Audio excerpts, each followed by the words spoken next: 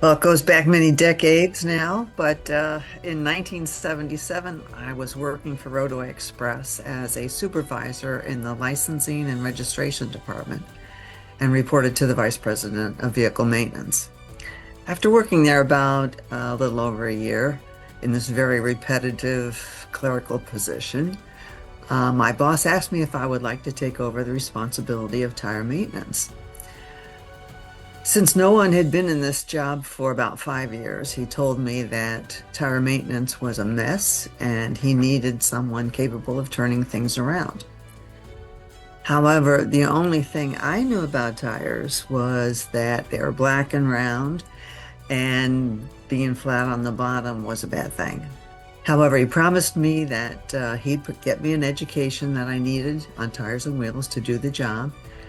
And since I was totally bored with my current job and needed a challenge, I jumped at the opportunity. I'll never forget, though, he asked me if I wanted to be paid a salary or a percentage of what I saved the company. And I foolishly decided to take the salary.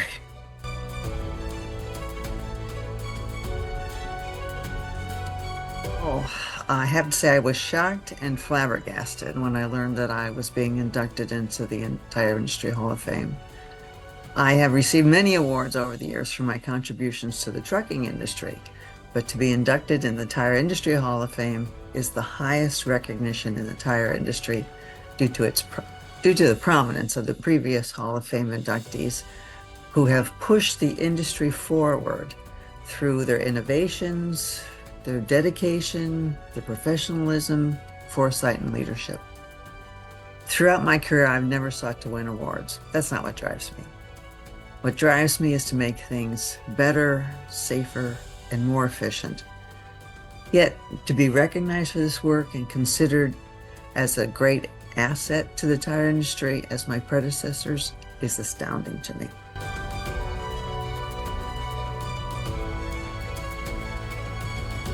Well, back in 1997, when the TIA Board of Directors decided to develop a training program for commercial tire technicians, and Executive Director Marvin Bozarth hired Kevin to kick off TIA's training program, there was no formal training for tire dealer technicians. There was only on-the-job training. As a result, there was no consistency in technician performance from one tire dealer to another, nor from one shop to another within the same company. Commercial fleets complained vigorously and about not getting tire service properly done on the road or in their yards from tire dealers across the country.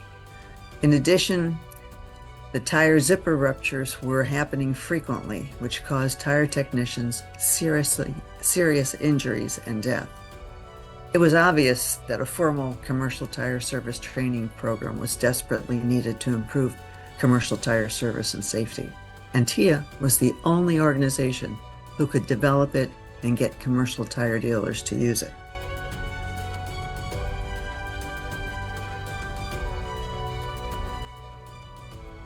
As a very active leader in the Technology and Maintenance Council, otherwise known as TMC, specializing in tires and wheels, and board member, I acted as a liaison between the two organizations and brought fleet tire and wheel service experiences and perspectives to the TIA board.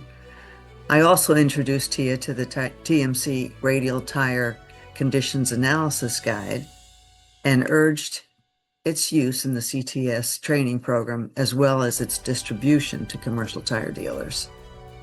In addition, I introduced other TMC tire and wheel recommended practices to TIA, which were beneficial to tire dealers.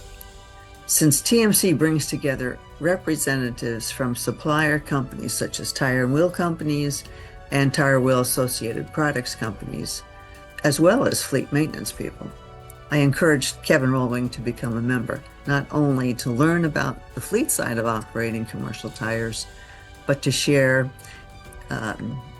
his experiences.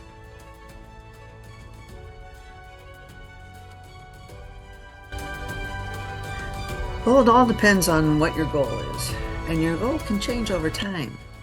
In my early days as manager of tire maintenance for Roto Express, my goal was just to survive in a male-dominated environment in which women were not welcomed and earn my colleagues' respect. That was my goal. But to do that, I knew I had to be as knowledgeable and capable as possible. My goal was to never make a mistake or be wrong. I was not always successful at that, but it drove me to work hard and keep learning everything I could to perform my job well, both in the headquarters office and in the field at garage locations, since I had to design an entire tire maintenance program on paper and then implement it at 11 garage locations around the country. This required that I train maintenance personnel on tire maintenance practices, tire repair, retread management, scrap tire analysis, and evaluate and grade each garage's performance. Once I was finally accepted as an expert, my goal evolved to totally focusing on improving tire and wheel maintenance and reducing costs for roadway. I wish I had decided to take a percentage of the savings I made for the company instead of the salary several years earlier.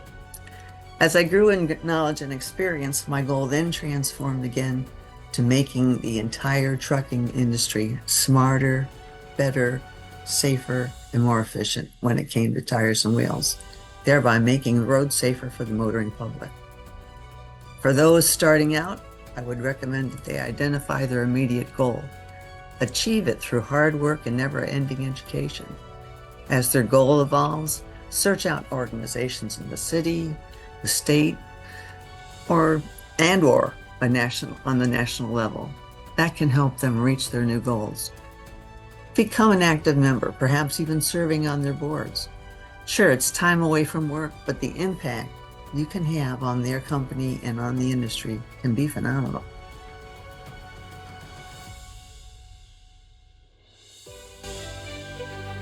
This is an easy one.